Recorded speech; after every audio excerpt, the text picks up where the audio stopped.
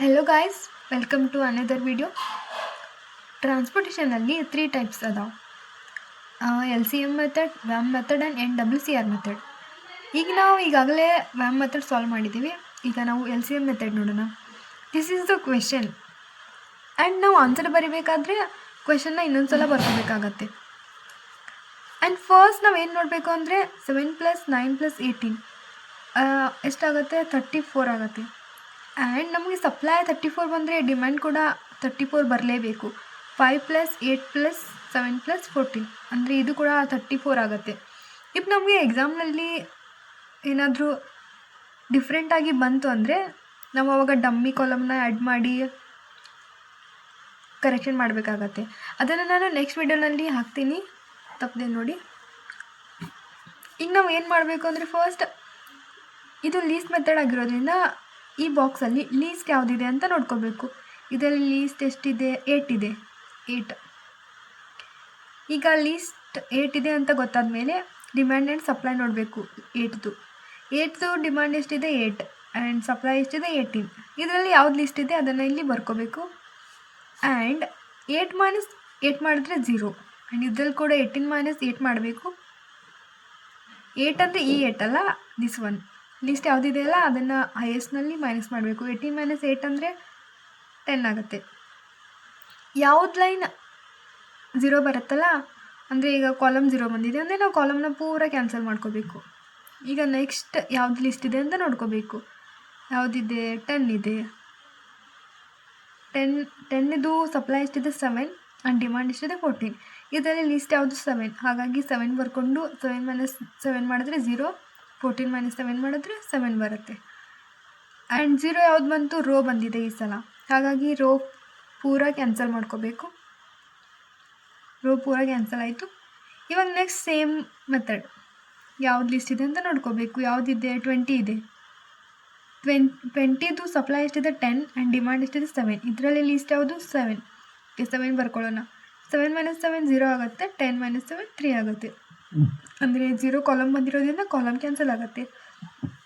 And next ಇದರಲ್ಲಿ ಉಳಿದಿರೋದ್ರಲ್ಲಿ list ಅಂದರೆ 40 2 ಇದ್ದಾವೆ. ಅದರಿಂದ ನಾವು ಯಾವುದಾದ್ರೂ ಒಂದು ತೊಗೊಂಡ್ರೂ ನಡೆಯುತ್ತೆ. ಈಗ ನಾನು ಮೇಲಿನ ತೊಗೋತೀನಿ. ಇದ್ರದ್ದು ಸಪ್ಲೈ ಎಷ್ಟಿದೆ? 9 ಆ್ಯಂಡ್ ಡಿಮಾಂಡ್ ಎಷ್ಟಿದೆ? 7. ಸೊ ಲೀಸ್ಟ್ 7 ಇರೋದ್ರಿಂದ ಇದನ್ನು ಬರ್ಕೊಂಡು 7 - 7 ಮಾಡಿದ್ರೆ 0, 9 - 7 ಮಾಡಿದ್ರೆ 2. ಅಂದರೆ 0 ಕಾಲಮ್ ಬಂದಿರೋದ್ರಿಂದ ಮತ್ತೆ ಕಾಲಮ್ ಕ್ಯಾನ್ಸಲ್ ಆಗುತ್ತೆ. ಈಗ ಉಳಿದಿರೋದು 70 ಮತ್ತು 40 ಮಾತ್ರ. ಇದರಲ್ಲಿ ಲೀಸ್ಟ್ ಅಂತೂ 40ನೇ. ಇದರದ್ದು ಸಪ್ಲೈ ಎಷ್ಟಿದೆ? 3 ಆ್ಯಂಡ್ ಡಿಮಾಂಡ್ ಎಷ್ಟಿದೆ? 5. 3 ಸಪ್ಲೈ ಇರೋದ್ರಿಂದ 3 ಬರ್ಕೊಳ್ಳೋಣ. 3 - 3 0 ಆಗುತ್ತೆ. 5 - 3 2. ಈಗ ನಮಗೆ ಉಳಿದಿರೋದು ಒಂದೇ 70 ಆ್ಯಂಡ್ ಇದರದ್ದು ಸಪ್ಲೈ 2 ಇದೆ, ಡಿಮ್ಯಾಂಡ್ ಕೂಡ 2 ಇದೆ, ಹಾಗಾಗಿ ಅದನ್ನೇ ಬರ್ಕೊಳ್ಳೋಣ 2. ಆಮೇಲೆ 2 - 2 0 ಆಗುತ್ತೆ. ಇಲ್ಲಿ ಕೂಡ 2 - 2 0 ಆಗುತ್ತೆ. ಆ್ಯಂಡ್ ಈ ಥರ ಲಾಸ್ಟ್ 2 ಉಳಿದಿರ್ತಾವಲ್ಲ, ಡಿಮ್ಯಾಂಡ್ ಆ್ಯಂಡ್ ಸಪ್ಲೈ ನಮಗೆ 2 ಹೇಗೆ ಬಂದಿದೆ ಹಾಗೆ ಸೇಮ್ ಬಂದರೆ ಮಾತ್ರ ನಮ್ಮ ಪ್ರಾಬ್ಲಮ್ ಕರೆಕ್ಟ್ ಇದೆ ಅಂತ ಅರ್ಥ. ಇಲ್ಲ ಸೇಮ್ ಬರಲಿಲ್ಲ ಅಂದರೆ ನಮ್ಮದೆಲ್ಲೋ ಮಿಸ್ಟೇಕ್ ಆಗಿದೆ ಅಂತ ಅರ್ಥ. ಸೇಮ್ ಬರಲೇಬೇಕು. ಈಗ ನಮ್ಮದು ಲಾಸ್ಟ್ ಸ್ಟೆಪ್ ಏನಂದರೆ, ಈಗ ನಾವು ಇನಿಷಿಯಲ್ ಫಿಸಿಬಲ್ ಸೊಲ್ಯೂಷನ್ನ ಕಂಡುಹಿಡ್ಕೋಬೇಕು. ಇನಿಷಿಯಲ್ ಫಿಸಿಬಲ್ ಸೊಲ್ಯೂಷನ್ ಅಂದರೆ ಏನಿಲ್ಲ, ಜಸ್ಟ್ ಆಕ್ಯುಪೈಡ್ ಸೆಲ್ಸ್ ಜೊತೆ ಮೇಲಿಂದು ಇಂಟು ಮಾಡ್ಕೊಂಡು ಆನ್ಸರ್ ಬರ್ಕೋಬೇಕು. First occupied cell is 10 × 7 and second ರೋನಲ್ಲಿ 70 × 2 and this is the unoccupied, and this is also unoccupied. This is occupied. 40 × 7.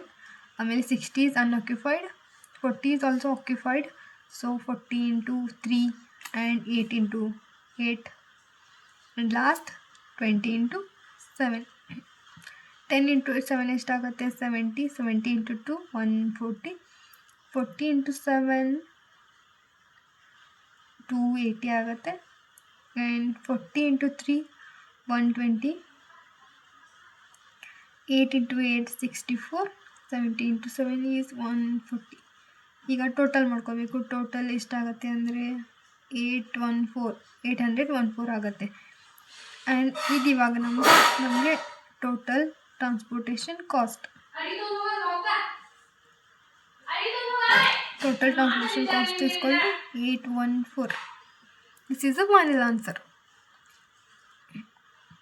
If ಏನಾದರೂ ಅರ್ಥ ಆಗಿಲ್ಲ ಅಂದರೆ ಕಮೆಂಟ್ ಮಾಡಿ, ಅರ್ಥ ಆದರೂ ಕಮೆಂಟ್ ಮಾಡಿ. ಪ್ಲೀಸ್ ಸಬ್ಸ್ಕ್ರೈಬ್ ಮಾಡಿ.